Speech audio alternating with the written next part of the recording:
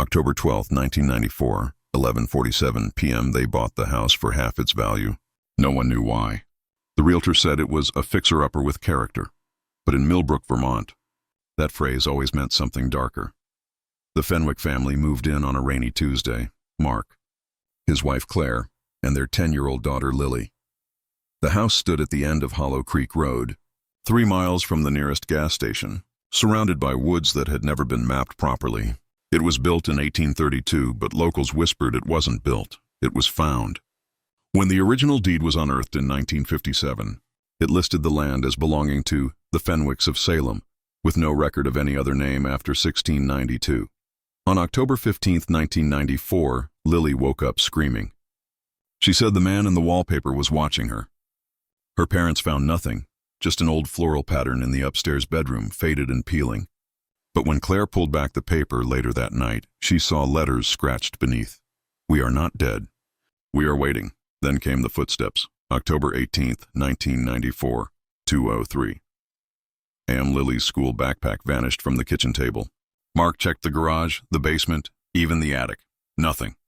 The next morning, it was found hanging from the closet door in the master bedroom, soaked through with rainwater. The house hadn't rained in days. Claire called the police. Officer Dale Rennick arrived at 7:15 a.m. He glanced around, nodded slowly, and said, "You're not alone here, are you?" Then he left without writing a report. That night, the lights flickered, not once, but 3 times in sequence. Like a code. At 11:59 p.m., Lily stood at the top of the stairs, staring down the hallway. Her breath fogged the air, though the heater was on. "Mom," she whispered. "He's standing at the end of the hall. He's wearing a hat like Dad's." Claire ran up the stairs. The hallway was empty, but the front door, locked, bolted, was open, and on the doormat, written in what looked like dried blood, "Welcome home. You've been expecting." They'd moved in expecting peace. After years of cramped apartments in Boston, Mark working long hours at Apple Inc., Claire juggling freelance design gigs, and Lily struggling with anxiety at school, they dreamed of a quiet life. A fresh start. They'd seen the listing online. Ranch-style home, 3 beds, 2 baths, hardwood floors. $125,000. Must see. It was too good to be true. But the moment they stepped inside, something felt off. The air was thick.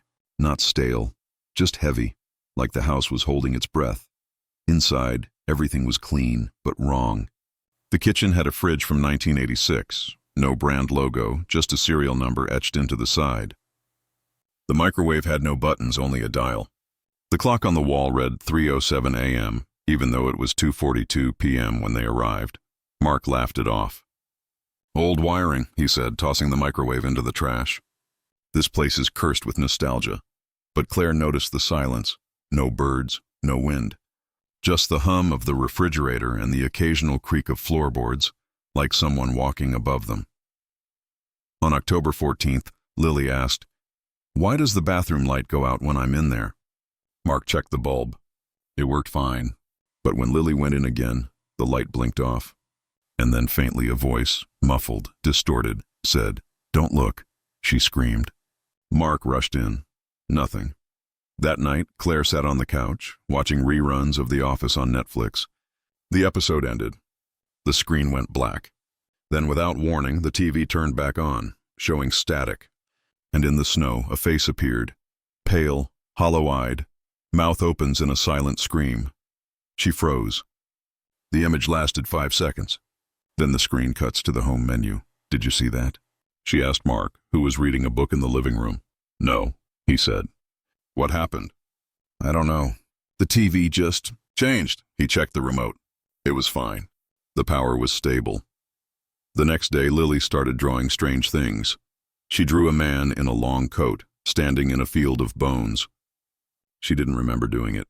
"It just came out," she said, handing the sketch to Claire. The drawing was dated October 21st, 1994, 2 hours before she'd gone to sleep. That same evening, Claire tried calling her sister in New Hampshire. The phone rang, no answer. Then a whisper. "They're not supposed to be here." She hung up. Called again. This time, a child's voice, clear, familiar, whispered, "Mama?" "Mama, I'm scared. It was Lily's voice." But Lily was right there, asleep in her room. Claire rushed to her. The girl was awake, confused. "I didn't say anything," she said. "I was dreaming about the garden." "What garden?" Mark asked. "The one behind the house, where the flowers grow upside down." There was no garden, just overgrown weeds. October 23rd, 1994, 10:11 p.m. They tried calling the local library to look up old records. The phone rang. No one answered. Then a voice, low, rasping, spoke into the receiver. "They're not supposed to be here. You weren't supposed to come." The line went dead. Mark hung up. Claire picked up the receiver again.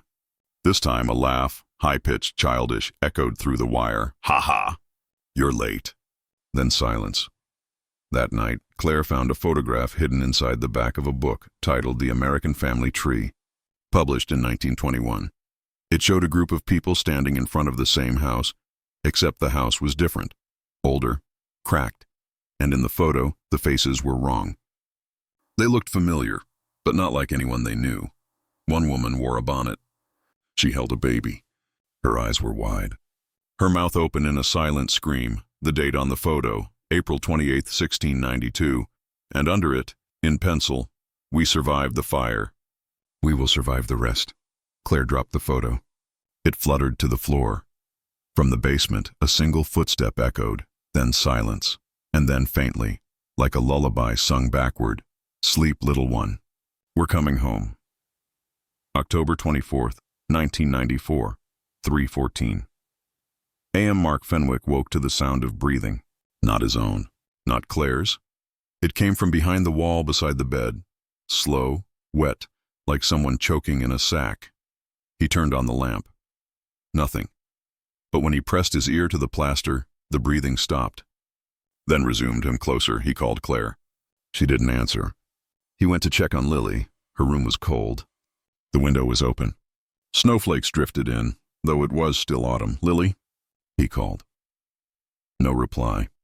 She wasn't in bed, but her stuffed rabbit, Mr. Thistle, given to her on her 5th birthday, was sitting upright on the floor, facing the door.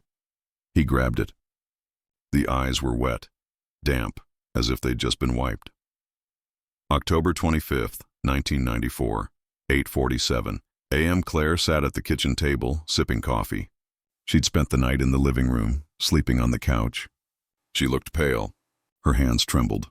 "I heard him," she said, "in the basement. Whistling Amazing Grace. I know that song. It's my mother's favorite." "But she died in '88, Mark frowned. "No one sings that song in this house. Not even me." Later that day, Lily came downstairs holding a notebook. "I drew this," she said, showing a sketch of a man in a long coat, face blurred, standing in a field of bones. Mark stared. "Where did you get this?" "I don't know, it just came out." The drawing was dated October 21st, 1994, 2 hours before she'd gone to sleep. October 26th, 1994, 10:11 p.m. They tried calling the local library to look up old records. The phone rang. No one answered. Then a voice, low, rasping, spoke into the receiver. "They're not supposed to be here. You weren't supposed to come." The line went dead. Mark hung up. Claire picked up the receiver again. This time a child's voice whispered, "Mama? Mama, I'm scared." It was Lily's voice. But Lily was right there, asleep in her room. They rushed to her. She was awake, confused. "I didn't say anything," she said. "I was dreaming about the garden." "What garden?" Mark asked. "The one behind the house, where the flowers grow upside down." There was no garden, just overgrown weeds. October 27th, 1994, 1:33 a.m. The lights flickered again, 3 times exactly, like a signal. This time Claire saw something move in the hallway mirror. A figure, tall, thin, and standing behind her. When she turned, no one was there, but the reflection stayed. For 3 seconds, it wasn't hers. It was older, pale, eyes sunken. And it smiled. She screamed. The image vanished. Mark checked the mirror. Clean, no smudges. No fingerprints, but when he touched the glass, it felt warm. That morning, Lily refused to eat breakfast. "The food tastes wrong," she said. "Like dirt." They found her staring at the fridge. "It's talking," she whispered. "It says you belong to us." They opened the fridge. Inside, a loaf of bread wrapped in brown paper. On it, written in pencil, Don't forget who you are. The bread was 2 years old. October 28, 1994, 6:05 p.m. Mark took Lily to the local CVS for medicine. While she waited by the checkout counter, she suddenly froze. Her eyes widened. "Dad," she said, voice trembling. "That man, he's back." He followed her gaze. At the far end of the store, near the pharmacy, stood a man in a long coat. No hat, face hidden under shadow. He was staring directly at Lily. Mark stepped forward. "Hey!" The man turned slowly. No face. Just smooth, blank skin. Then he walked away, through the automatic doors, into the rain. Lily burst into tears. "He was wearing your jacket." Mark had never worn a long coat. Never owned one. Back at the house, Claire found a note tucked inside Lily's school backpack. "We remember your name. We remember your blood. You are not safe. Not ever. No handwriting. Just printed letters, typed on an old typewriter." October 29th, 1994, 11:58 p.m. The house was silent. Too silent. They had turned off all electronics. No TV, no radio, no phones. Even the clock had stopped at 11:58. Then, from the basement, where Mark had seen the stairs the night before, the sound of a child's laughter. High-pitched. Joyful. But Lily hadn't laughed in days. Mark grabbed a flashlight. Claire followed, clutching her phone. They descended the steps. The air grew colder. The stone walls glistened with moisture. At the bottom, a wooden door stood ajar. Inside, a small chamber. Stone floor, a rusted iron bed, a chest covered in dust. On the lid, carved in deep lines, "For the last daughter." Mark opened it. Inside, a diary. Pages yellowed, brittle.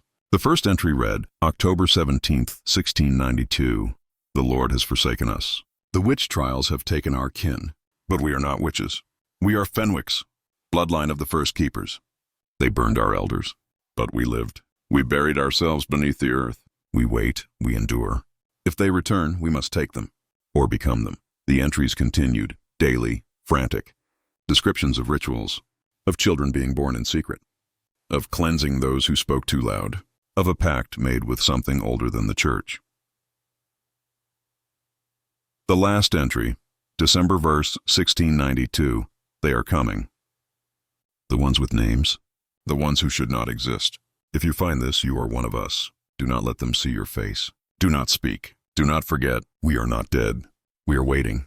Mark closed the book. His hands were shaking. He turned to leave. Behind him, the door slammed shut. No wind. No latch, just a sudden final thud. He yanked at the handle, locked. From the darkness, a whisper, "You're late." Then a laugh, high-pitched. Childish.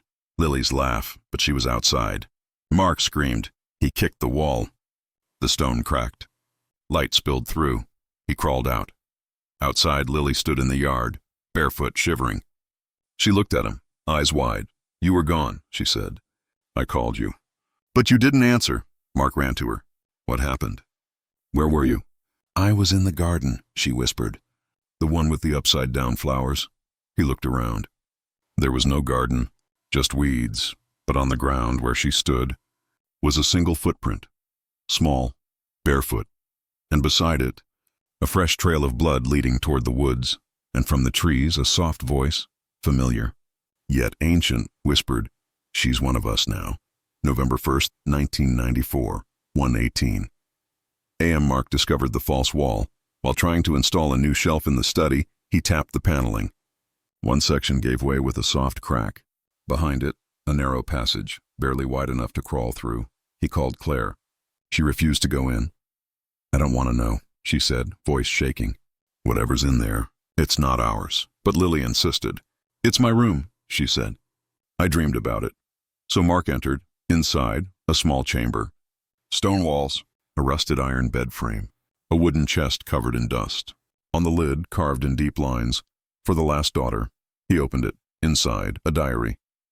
Pages yellowed, brittle. The first entry read, October 17th, 1692. "The Lord has forsaken us. The witch trials have taken our kin, but we are not witches. We are Fenwicks, bloodline of the first keepers. They burned our elders, but we lived. We buried ourselves beneath the earth. We wait, we endure. If they return, we must take them, or become them." The entries continued, daily, frantic. Descriptions of rituals, of children being born in secret, of cleansing those who spoke too loud, of a pact made with something older than the church. The last entry, December verse 1692, they are coming. The ones with names, the ones who should not exist. If you find this, you are one of us. Do not let them see your face. Do not speak. Do not forget, we are not dead. We are waiting. Mark closed the book. His hands were shaking. He turned to leave. Behind him, the door slammed shut. No wind. No latch. Just a sudden final thud. He yanked at the handle, locked. From the darkness, a whisper, "You're late." Then a laugh, high-pitched. Childish.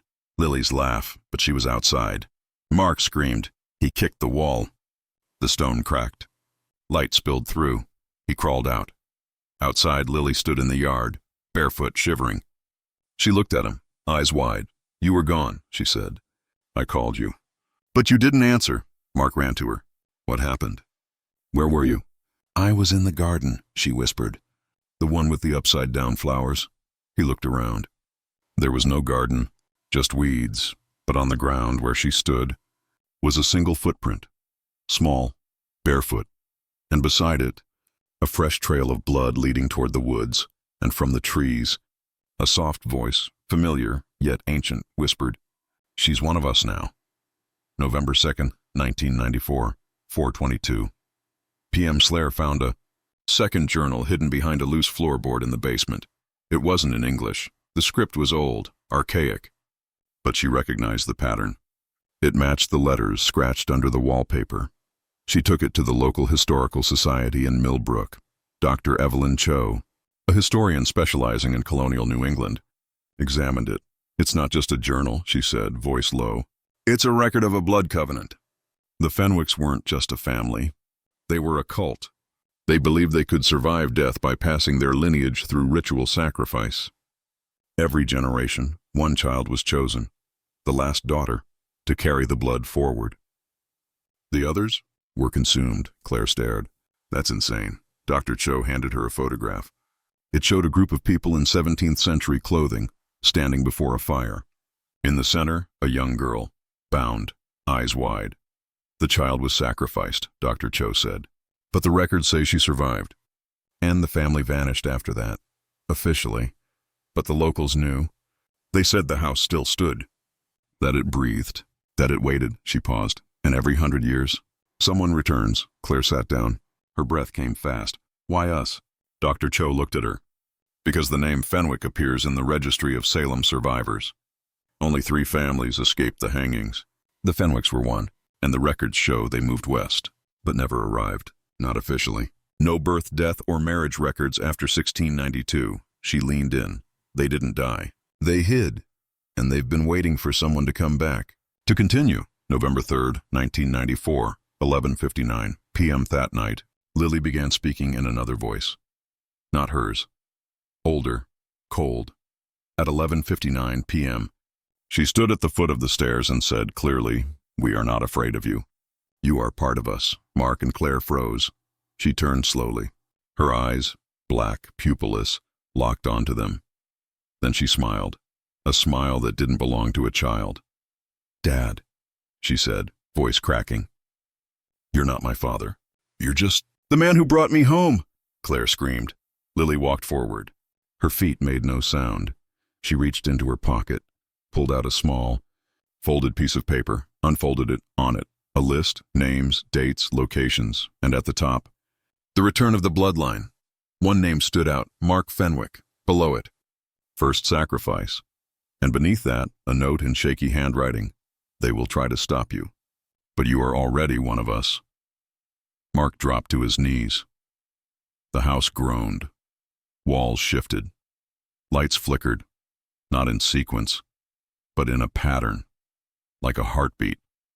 And from the walls, voices began to whisper, not one, not 2 dozens, all saying the same thing, "Welcome home." Then silence, and then, from the attic, where no one had been, came the sound of a baby crying, a real baby, not a recording, not imagination, a cry so pure, so innocent, and so familiar. Claire gasped. "That's Lily's voice."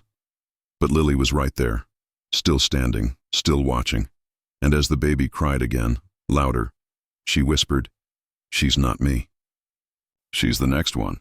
And in the hallway mirror, reflected behind her, two figures, one small, one tall, both wearing coats, both smiling, and both with no faces.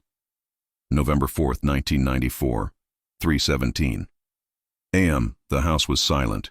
No footsteps, no whispers, no flickering lights, just stillness, too still. Mark sat on the living room couch, Lily asleep beside him. Claire paced the kitchen, clutching a flashlight like it was a weapon. "We have to leave," she said. "Now, before it's too late." Mark looked at her. "Where?" "The nearest town is 8 miles away." "And the roads?" "Then we walk," Claire snapped. "We take the car keys. We go." But when they went to the garage, the car was gone, not missing. Not stolen, gone. The garage door stood open. The driveway was empty, and on the concrete floor, written in what looked like ash, "You don't get to leave." Lily stirred. She opened her eyes. "You're not real," she whispered. Mark froze. "What?" "I saw you," she said. "In the mirror. You weren't me. You were someone else." Claire knelt beside her. "Who did you see?" "The girl in the corner," Lily said. "She has my face. But she's not me." They turned. In the far corner of the living room, where no one had been, the shadow moved. A child-shaped figure, standing in silence. Then it blinked and smiled. November 4th, 1994, 5:48 a.m. They packed a bag. Water, flashlights, phone, no signal. A spare set of keys. Claire grabbed the journal from the basement. Mark took the photo of the 1692 family. They tried the front door, locked. The back door, same. Even the windows wouldn't budge. "It's sealed," Mark said. "Like the house doesn't want us out." Then, from upstairs, Lily's voice. "Dad?" "I need help." They ran up. Her bedroom was empty, but the window was open. Snow fell inside. On the bed, a note. "You can't escape. You are already here." And beneath it, a drawing. A family. Standing in a circle. One of them, Mark, was holding a knife. Another, Claire, was bleeding. And Lily was smiling. November 4th, 1994, 8:03 p.m. They found the basement again. This time, they brought a hammer. They broke through the stone wall. Behind it, another chamber, smaller, darker. Inside, a metal table, chains, a rusted scalpel, and on the wall, painted in red, "The first daughter must be reborn." Lily stood behind them. "I remember," she said. "I remember being burned. I remember screaming. But I didn't die," Claire screamed. "What are you talking about?" "I'm not Lily," she said. "I'm the daughter who came after. The one they chose. The one they saved." Mark stepped back. "That's impossible." "But it's true," Lily said. "You're not my parents. You're just the ones who brought me home." She reached into her pocket, pulled out a small locket. I opened it. Inside, a tiny portrait of a girl. Same age as Lily, same face, but older. Wearing a bonnet, the date on the frame. April 28th, 1692. Claire dropped to her knees. "This isn't happening," she whispered. Then the lights went out. Total darkness. And from the walls, voices. Hundreds of them, all speaking at once. "Welcome home. You belong to us. We've waited so long."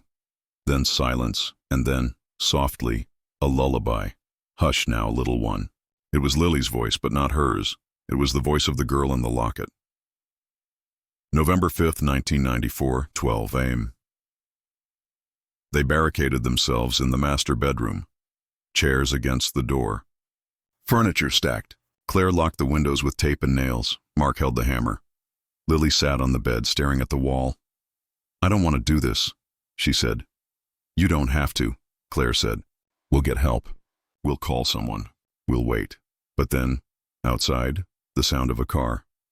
Engine starting. Headlights sweeping across the yard. Mark rushed to the window. A black SUV pulled up. A man stepped out, wore a coat. The hat pulled low. He walked toward the house, knocked once, twice. Then, quietly, said, "I know you're in there. Let me in. I'm here to help." Mark hesitated. Claire grabbed his arm. "Don't open it!" But Lily stood up and walked to the door. She opened it. The man stepped in. He looked at her. smiled. "You're safe now," he said. Then he turned and looked at Mark and Claire. His face, familiar, older, but unmistakable. It was Mark Fenwick, but not the Mark they knew. This one wore a scar across his cheek, and in his hand, another locket. Same as the one Lily held, and on the locket, a name, Eleanor Fenwick. Lily stepped forward. She handed him the locket. He smiled and said, softly, "You're ready." Then the lights went out. The house groaned, and from the walls, whispers began. Again, the bloodline lives. The cycle continues. "We are home." Mark screamed, but no sound came out. Outside, the SUV drove off, leaving only tire marks and a single footprint, small, barefoot, and fresh. Why would anyone invent something like this? There are records. There are photos. There are voices on tape. And in the attic of that house, still preserved, lies a cradle. Inside, a blanket, a tiny handprint, and a name stitched in thread, Eleanor Fenwick. Born April 28, 1692. No burial, no death. Just a life that never ended, and a bloodline that never died. But now, it has a new beginning. November 6, 1994, 3:18. The house was silent, not peaceful, not empty, alive. Mark sat on the bedroom floor, head in hands. Claire lay curled on the bed, eyes open, unblinking. Lily stood in the corner. She wasn't crying. She wasn't screaming. She was waiting. Then she spoke, voice not her own. "You were never supposed to come," she said. "You were just the vessel." Mark looked up. "What?"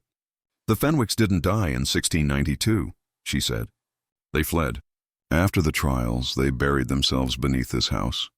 They made a pact to survive, to keep the bloodline alive. But every generation, one child had to be sacrificed. The others became the caretakers. The watchers," Claire whispered. "That's insane." "No," Lily said. "It's true. And you're not the first family to live here." She turned, walked to the wall, pressed her hand against it, and pulled. A section of paneling slid open. Behind it, a hidden compartment.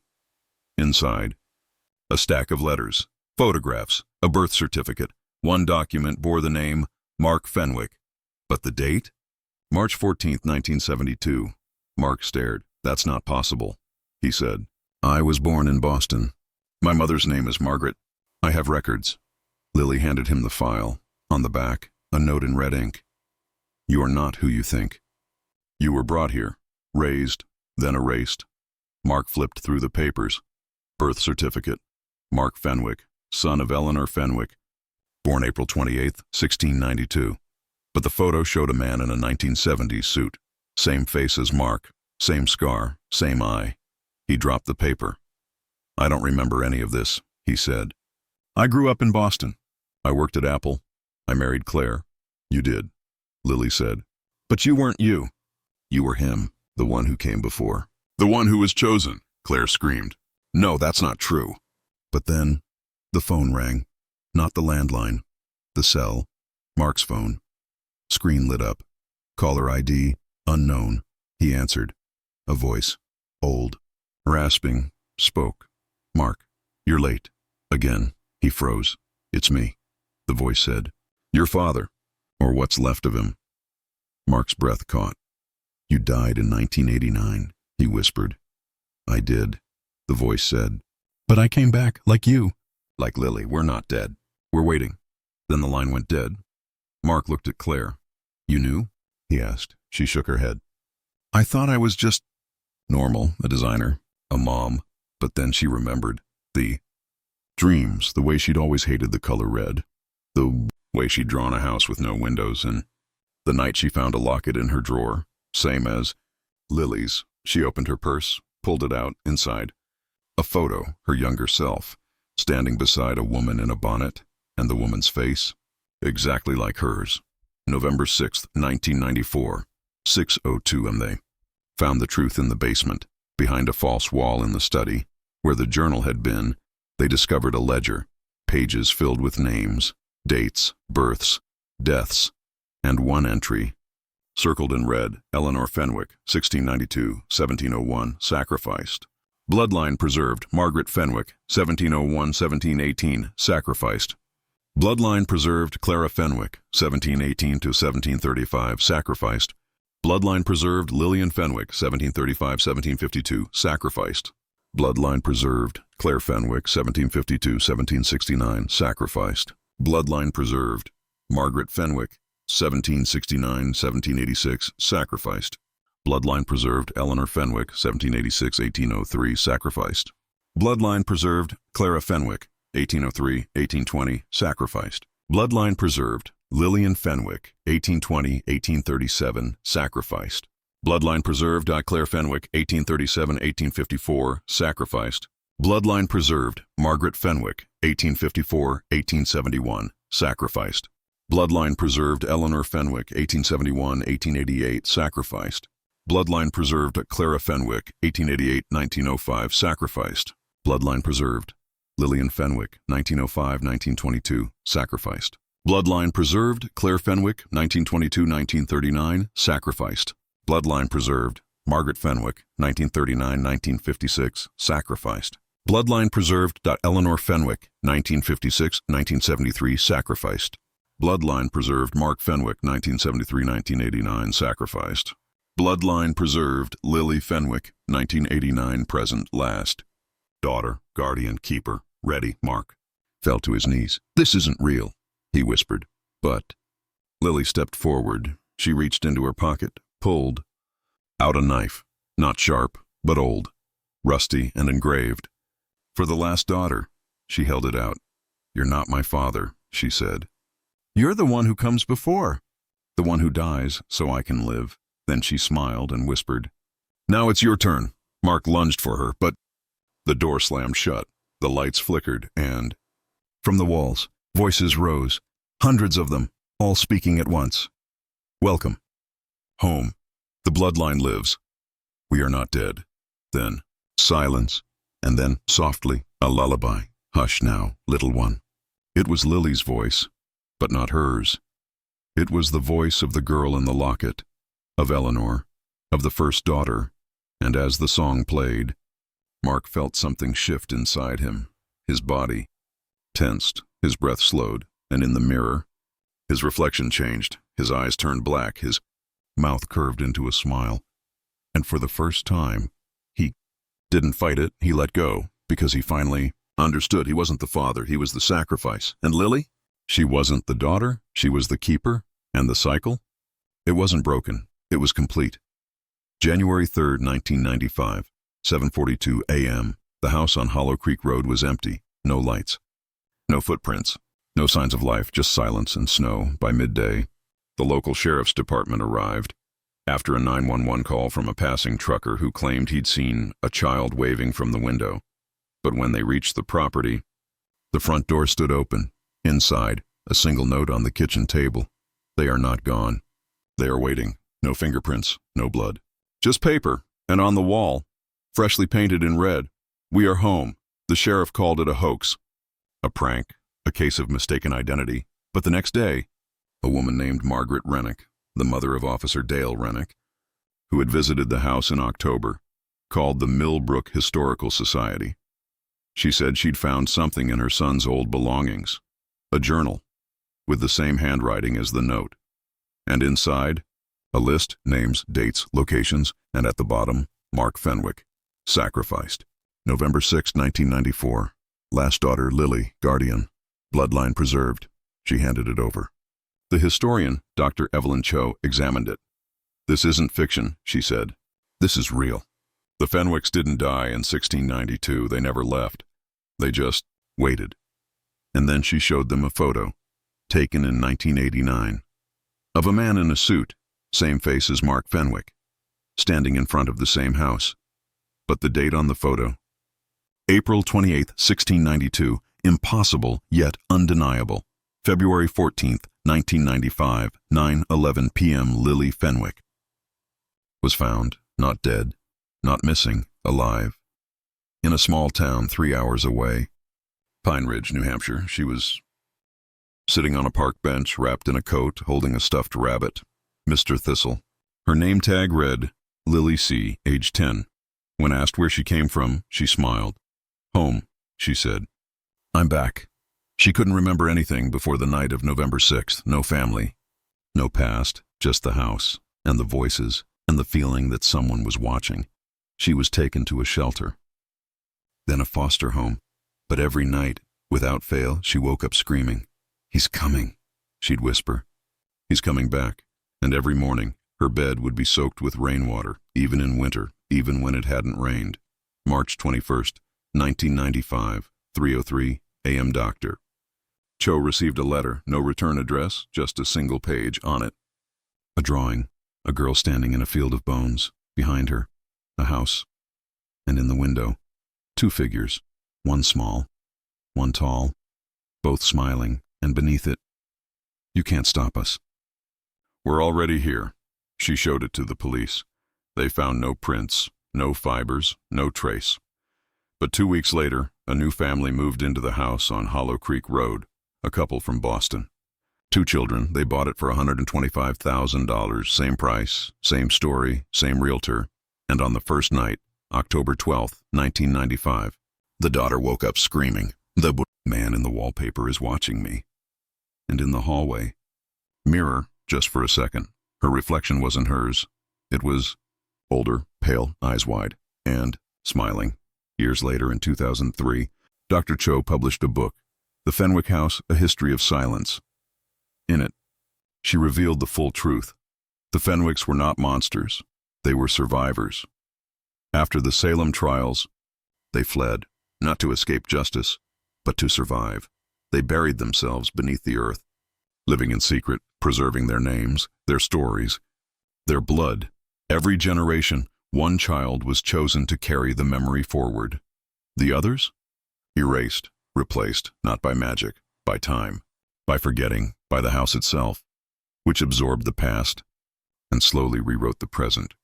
But Lily, the last daughter, didn't want to be the keeper. She ran, she remembered, and she told the truth, because she knew the cycle ends when someone remembers. And now, the house is sealed, the doors are locked, the land is owned by the state.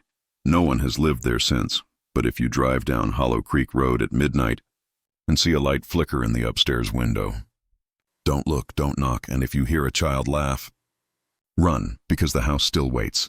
But this time, it's not for you, it's for the story. And the story? It's finally being told.